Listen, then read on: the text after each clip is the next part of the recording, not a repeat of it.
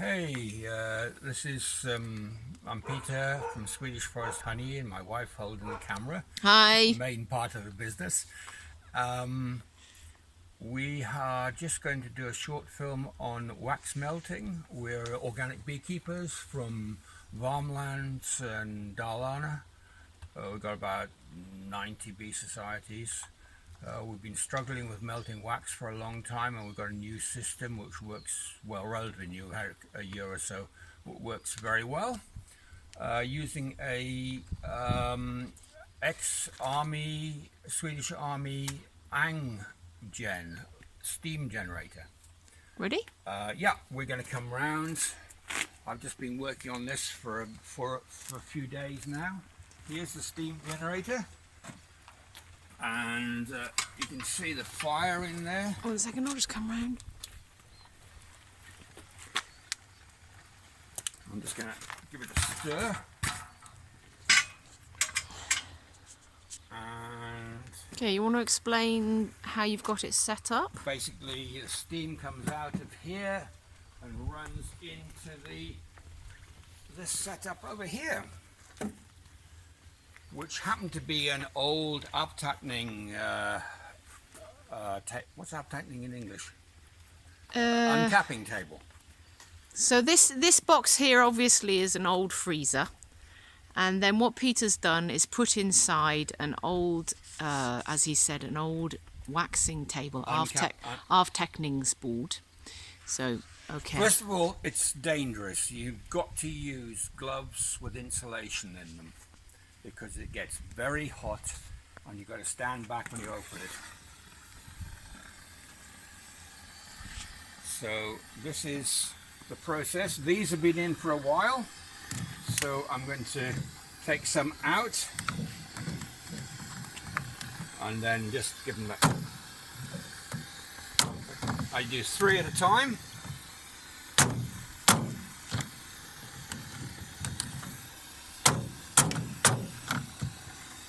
These are quite old ram.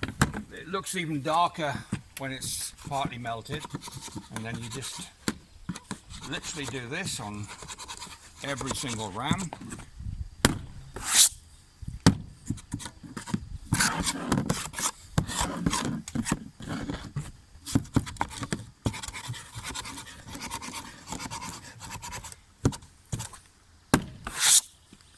I swap sides because I'm not sure if the sun is going to block the contrast. So that's a ram cleaned, ready to put new wax cakes in.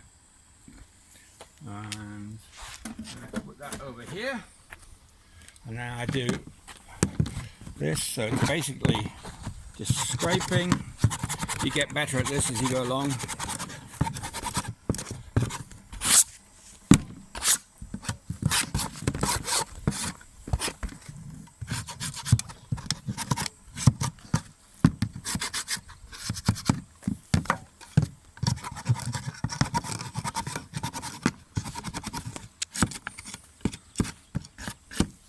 So I don't know how long it takes me.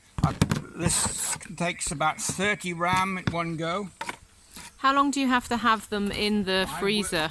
I worked at it from one end to the other. I take them out one end and put them in the other end, and I just keep going all day. Okay. So it's continuous. You have to make sure that the fire stays well strong. In an hour, how many do you think you can get done roughly?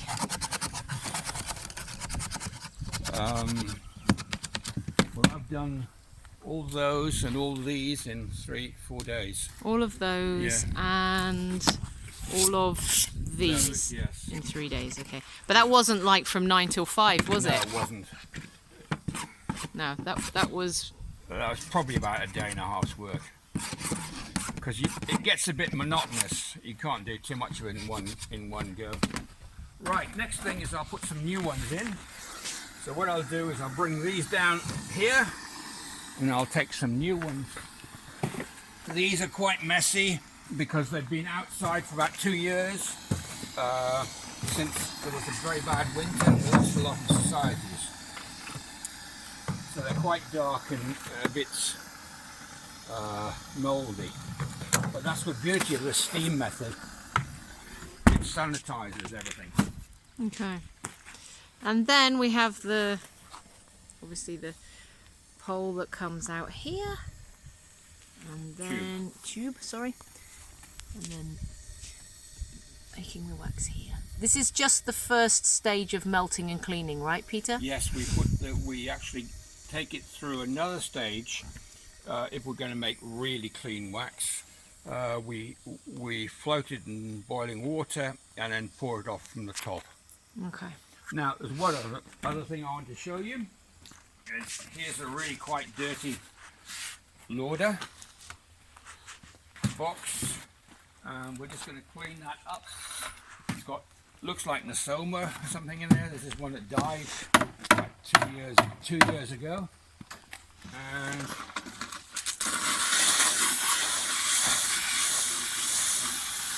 I just basically I'm going to heat it. I've done that surface about 10 minutes ago, so I'm just going to continue doing this one.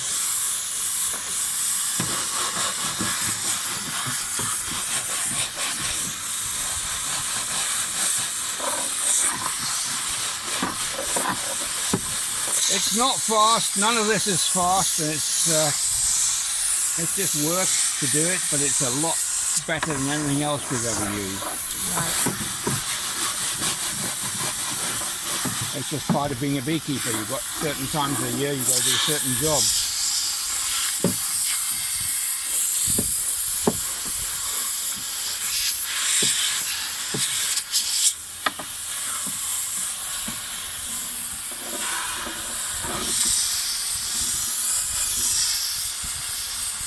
It's really effective.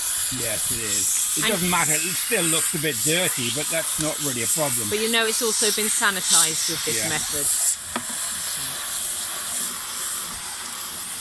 And this was something that Krav asked us as well. We're Krav certificated, have Krav certification, and they asked us how we clean our beehives, because of course it has to be done in an environmentally friendly way and taking into account sustainability and whole bar here. We don't need to see any more of this really. Oh, show them the cocoons that come out over there. Yes, there's a wheelbarrow full of cocoons over there. Okay, then here, this is the leftovers. The final result. From, this is the cocoons that have been cleaned out of the ram, the wax frames. And we put this in our compost. We use this as compost in our garden. It's a carbon. It's the carbon part of the compost. There's one more thing I can show you, which is for abtacting wax. We use these, and instead of putting, obviously this is set up for LN, but it'll take Clara, Langstroth, and then for abtacnings you just simply put these in instead of the frames, and the abtacnings wax goes in the top here in a whole series of these, and drops through. I can't remember where we got these actually. Those were IKEA. IKEA, right. IKEA salad cleaners, I think. And then you put it through another cleaning process later on. Later on it all goes through a second process. It's not filtration, it's settlement. Okay. They're all set. It's all settled. Which we can show later if anyone has any requests. Is there anything else you want to add to this video before we stop? Well, we're basically going to put this for farmland, for people for beekeepers in Farmland and Dalarna that don't live too far from us. We're going to make this equipment available. We'll put this onto a slab, a trailer, and this, connect them together, and if you provide the wood, we'll provide the equipment. I'll drive it over, show you how to use it, and then you can bring it back when you're finished, and there'll be a higher rate for it. Okay. Yeah. Okay, cool. All right. By arrangement. Yep. Signing off for today then. Hej då. Hej då.